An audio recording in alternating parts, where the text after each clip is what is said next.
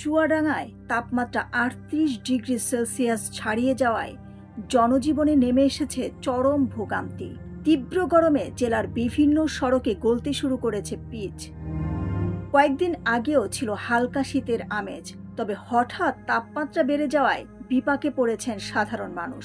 বর্তমানে জেলার উপর দিয়ে বয়ে যাচ্ছে মাঝারি তাপপ্রবাহ, যা জনজীবনকে করে তুলেছে অস্থির।